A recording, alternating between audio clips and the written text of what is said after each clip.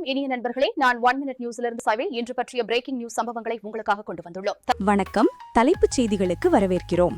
இந்தியாவின் வரலாற்று சிறப்புமிக்க ஆசிய கோப்பை வெற்றி ஒரு முன்னோடி இல்லாத அரசியல் சர்ச்சையால் பாதிக்கப்பட்டுள்ளது. துபாயில் நடந்த இறுதிப் போட்டியில் பாகிஸ்தானை வீழ்த்தி ஆண்கள் நீலப்படை, அதாவது மென் இன் ப்ளூ, 9வது முறையாக கோப்பையை கைப்பற்றியது. ஆனால் பரிசளிப்பு விழாவில் 1 மணி நேரம் நடந்த அதிர்ச்சியூட்டும் நாடகத்தால் கொண்டாட்டம் கசப்பானது. தலைவர் சூரியகுமார் யாதவ் தலைமையிலான இந்திய அணி ஆசிய கிரிக்கெட் கவுன்சில், அதாவது ACC தலைவரும் பாகிஸ்தான் கிரிக்கெட் வாரிய தலைவருமான மொக்சின் நக்வியிடமிருந்து கோப்பையை பெற மறுக்கான ஒரு கூட்டு மற்றும் திட்டமிடப்பட்ட முடிவை எடுத்தது.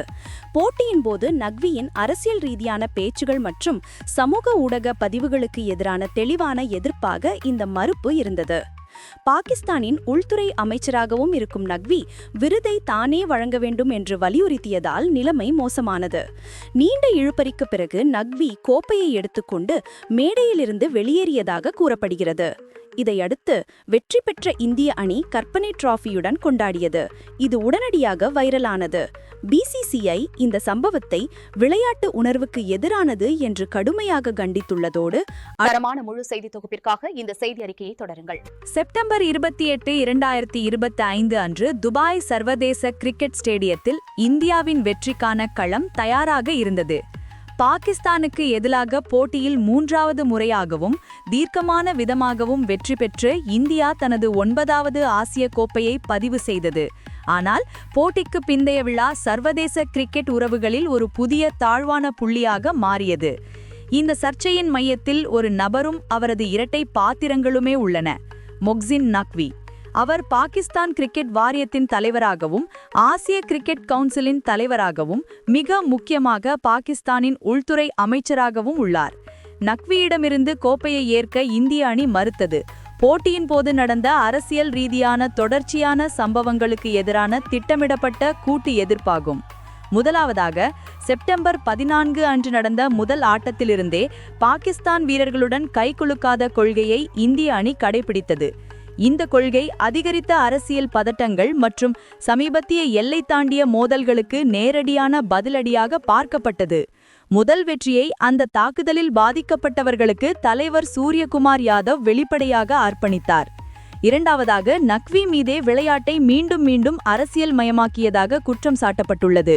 போட்டியின் போது அவர் சமூக ஊடகங்களில் இந்தியாவிற்கு எதிரான மற்றும் இராணுவ தொடர்புடைய தூண்டுதல் பதிவுகளை மீள பகிர்ந்ததாக கூறப்படுகிறது.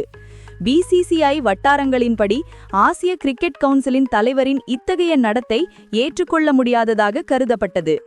இறுதிப் போட்டியின் இரவில் பரிசளிப்பு விழா கிட்டத்தட்ட 1 மணி நேரம் தாமதமானது. எமிரேட்ஸ் கிரிக்கெட் வாரியத்தின் துணைத் தலைவர் காலித் அல் ஜாரூனி போன்ற மாற்று பிரமுகிடமிருந்து கோப்பையை பெற இந்திய அணி தயாராக இருந்த போதிலும் அவர்களின் கோரிக்கை நிராகரிக்கப்பட்டது. நக்வி விருதை தானே வழங்க வேண்டும் என்று வலியுறுத்தினார். இந்த நீண்ட இழுபறிக்கு பிறகு நக்வி கோப்பையையும் வெற்றியாளர்களுக்கான பதக்கங்களையும் மேடையிலிருந்து எடுத்துக்கொண்டு சென்றதாக கூறப்படுகிறது. இந்த சம்பவத்தின் தாக்கம் குறிப்பிடத்தக்கது. இந்திய அணியை பொறுத்தவரை வெற்றி களத்தில் முழுமையாக கிடைத்தாலும் கோப்பையை பெற அவர்களுக்கு மறுப்பு தெரிவிக்கப்பட்டது. தனது ஏமாற்றத்தை வெளியிட்ட தலைவர் சூரியகுமார் யாதவ் தனது முழு ஆசிய கோப்பை போட்டி ஊதியத்தையும் இந்திய ஆயுதப்படைகளுக்கு நன்கொடையாக வழங்குவதாக வெளிப்படையாக அறிவித்தார். இந்த மறுப்பை அவர் சக்தி வாய்ந்த தேசிய ஆதரவு அறிக்கையாக மாற்றினார். இந்த சம்பவத்தை அவர் மிகவும் துரதிர்ஷ்டவசமானது மற்றும் விளையாட்டுக்கு எதிரானது என்று விவரித்தார். இதற்கிடையில் பாகிஸ்தான் தலைவர் சல்மான் அலி ஆகா இந்திய அணியின் நடத்தையை விமர்சித்து அவர்கள் விளையாட்டு செய்யவே அவமதிக்கிறார்கள் என்று குற்றம் சாட்டினார். எதிர்காலத்தில் BCCI செயலாளர் தேவஜித் சைக்கியா நவம்பரில் துபாயில் நடைபெறவுள்ள அடுத்த ICC கூட்டத்தில் மொக்சின் நக்விக்கு எதிராக மிகவும் தீவிரமான மற்றும் கடுமையான ஆட்சேபனையை பதிவு செய்ய போகிறேன் என்று உறுதிப்படுத்தியுள்ளார்.